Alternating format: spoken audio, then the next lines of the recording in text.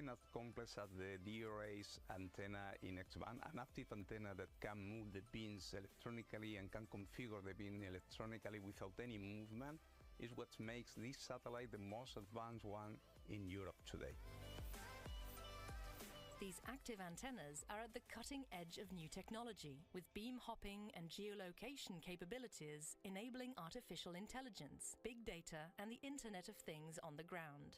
The antennas are being developed by Airbus, which is leading a consortium of 5 Spanish space companies.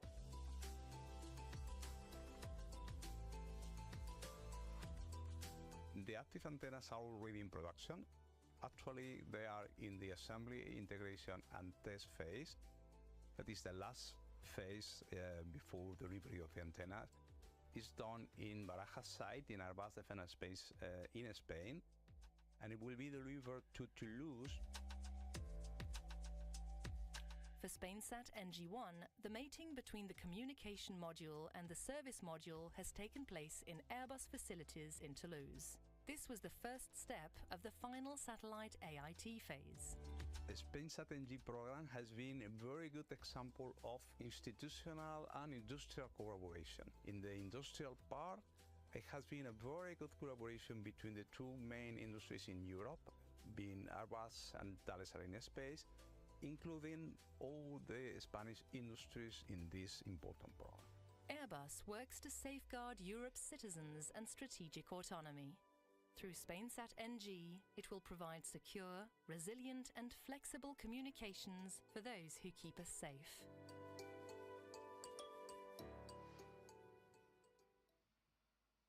T-minus 4 minutes, 26 seconds and counting. We've just heard the call out, strong back lower has begun. It's actually a sequence that'll start with the clamp arms beginning to open. You'll see those right now in the monitor. You can see the arms are on the top of the second stage. We open those in preparation for the strong back pulling away from the rocket.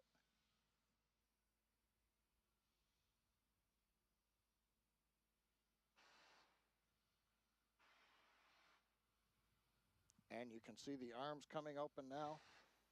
Next up will be retract of the strong back. Now the transporter erector we talked about has 2 components, the strong back that runs alongside the Falcon 9 and a launch mount underneath. The launch mount under the Falcon 9 has the 4 hold downs that release at T0. The strong back along the side is hinged to the launch mount, and it will rotate right now about 2 degrees away from the vehicle, and you can just start to see that motion beginning.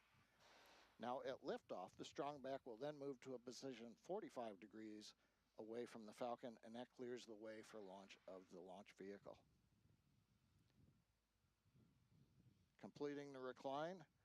Now at this point in the countdown, both the first and second stages are nearly fully loaded with 1 million pounds of the kerosene fuel and liquid oxygen. First stage loading should complete here momentarily. We're waiting for the call out.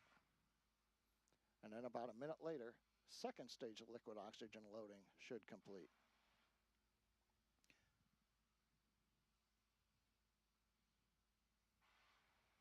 Now the white clouds... Stage 1 LOX load is complete. Stage 1 LOX load complete. We're on time. We're down to 1 more tank to finish loading. Stage 2 LOX. The white clouds that you're seeing around the vehicle, they're formed as the chilled gas vents overboard to maintain pressure in the tanks as needed. Current temperature at the launch site's a balmy 63 Fahrenheit, 17 Celsius. And when the gas meets that warm Florida air, it condenses the moisture in the air and it forms those clouds. As we wait for T-minus 2 minutes and the start of the second stage LOX closeout, a few more things that'll happen in the last part of the countdown. At T-minus 60 seconds, Falcon 9 will be in startup. That means the rocket's autonomous internal flight computers have taken over the launch countdown. There are computers on both the first and second stages. Stage 2 LOX load is complete. LOX load complete on second stage. That means the 1 million pounds propellant is completely loaded now on both the first and the second stages. Next major activity is going to come up at T-minus 1 minute 30 seconds. That's going to be the ground gas closeouts. We'll begin venting pressures in the strong back overboard. Make sure everything is drained in preparation for launch.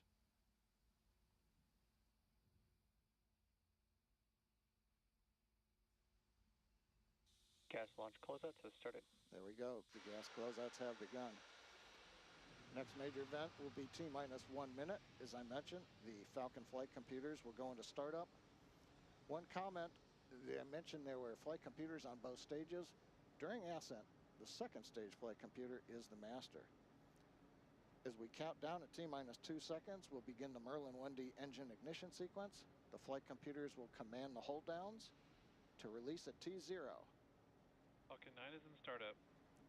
Falcon 9's gone into startup. The flight computers are now controlling the launch vehicle. Falcon 9's looking good. SpainSat is ready to go. Falcon 9 team's working no issues. The weather is excellent. The range is ready. Launch director, go for launch.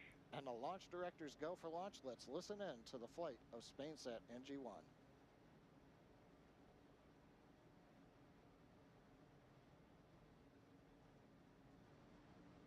T-minus 30.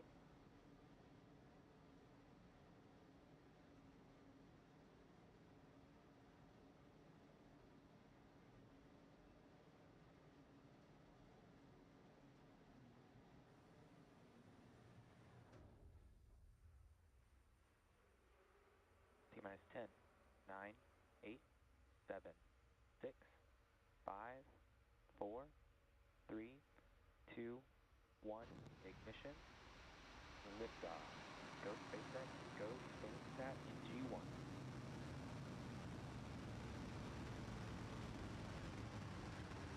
Vehicles pitching downrange. Stage 1 propulsion is nominal.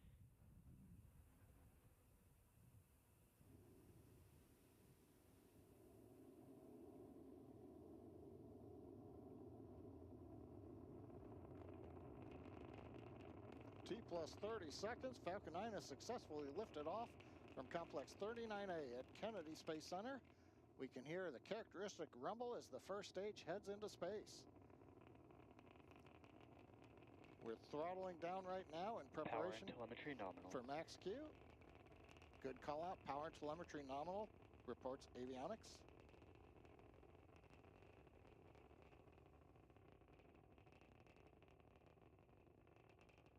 Falcon 9 is supersonic.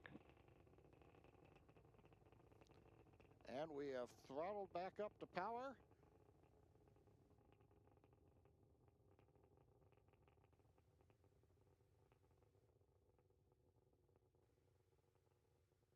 Max Q. And we've heard the max Q call out. Continuing on the timeline, everything looking good. The rocket typically will need to go 17,000 miles per hour horizontally in order to get into orbit and avoid being pulled back down to Earth. To help go from vertical to horizontal, the first stage performed a pitch kick just after liftoff, about 10 seconds into flight, or what's also known as a gravity turn.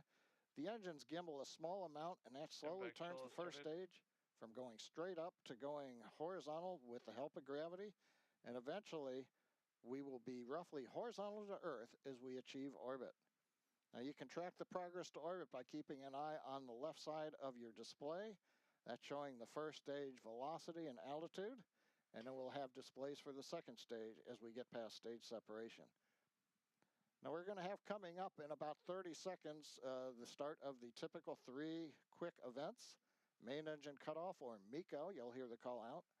We'll shut down the 9 Merlin engines on the first stage. The pneumatic system, the stage separation pushers, will then push the first stage away from the second stage for stage separation, and the MVAC-D engine will ignite, and then fairing separation. For now, let's listen and watch for the events.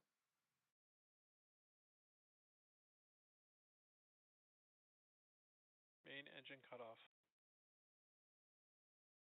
Stage separation confirmed. MVAC ignition.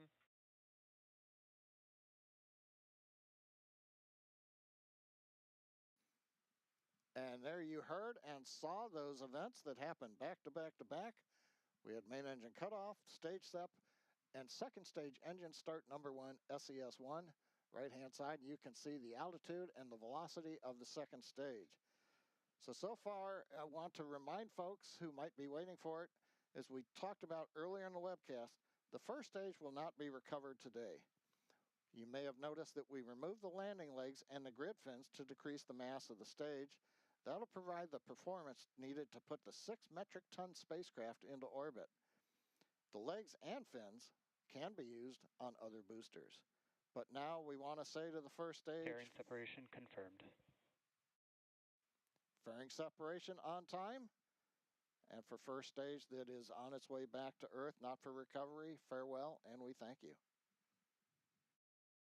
Now the fairing halves that you just saw separate from around the SpainSat NG-1 spacecraft, we'll be attempting to retrieve those halves once they fall back to Earth using our recovery vessel Bob.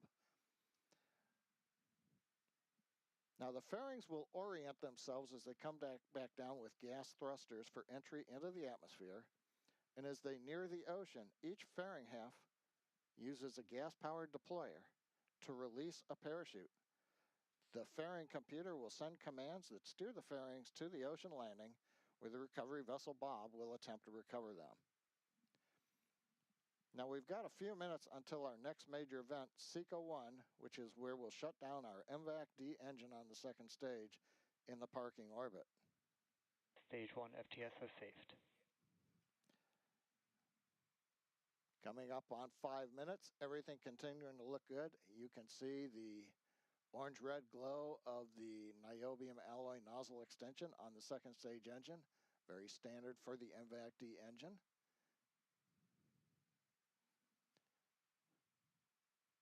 Five minutes, everything continues to look well, look good. Now you'll notice the speed continuing to increase on the display for stage 2. That speed is obviously increasing. That's because the acceleration is going to increase throughout the burn. The thrust of the MVAC-D engine, just over 220,000 pounds of thrust in vacuum, stays constant during the burn. But as we burn off the propellant, the mass is decreasing. And so for those who remember force equal mass times acceleration, if the force is constant but the mass decreases, the acceleration is going to increase. For this first burn, the stack will be doing about 3.8 G's acceleration as we get to SECO-1.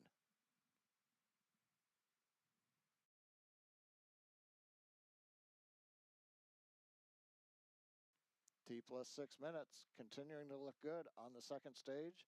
SpainSat NG-1 attached to the top of the second stage. We'll see some views from the forward-looking camera. Vehicles on a nominal trajectory. A little later on. The GNC, the Guidance, Navigation, and Control Engineer, calling out the nominal trajectory for the stage.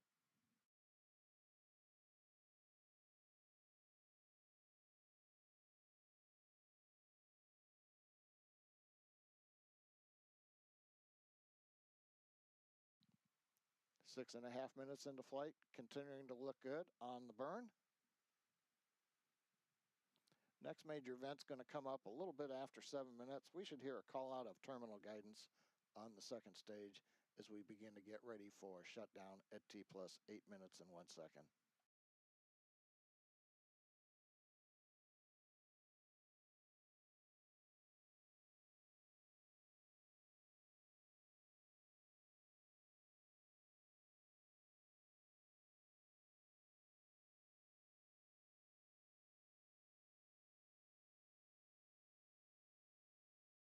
Stage 2 is in terminal guidance. There's the call out from GNC. Second stage flight computer is now moving into a state where it's preparing for that second stage engine cutoff. We're calculating the velocity required to get to orbit. You have to understand how fast you're going horizontally as well as away from the Earth. And then we have to come up with the commands that are going to go to the actuators so that we can command pitch and yaw to make sure that the second stage aims itself, so to speak, to achieve the desired orbital parameter. Now, final velocity for this first burn is aimed for about 7.5 kilometers per second. That's going to be just under that 17,000 mile an hour figure we need for a low Earth parking orbit. And 7.5 kilometers per second, that is the rule of thumb for the velocity you need to get into an Earth orbit when you're launching eastwardly, for example, out of Kennedy. Shutdown of the MVAC, we're going to wait for guidance to tell us how the orbit looks. Nominal orbit insertion. And confirmation, nominal orbit insertion.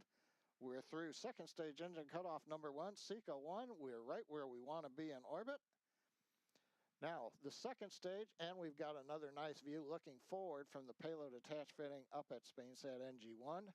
We'll have more views as we go through the webcast, but for now, we're embarking on a coast phase on the second stage, spacecraft still attached. Following this coast, we will relight the MVAC engine for a second time. That's going to happen around T plus 26.5 minute mark. And then about 4.5 minutes after that, at T plus 31 minutes, we will actually get to spacecraft separation. For that, we're going to halt the live commentary for a while. We'll be back in about 16 minutes at T plus 25, but we'll leave you with the visuals from space.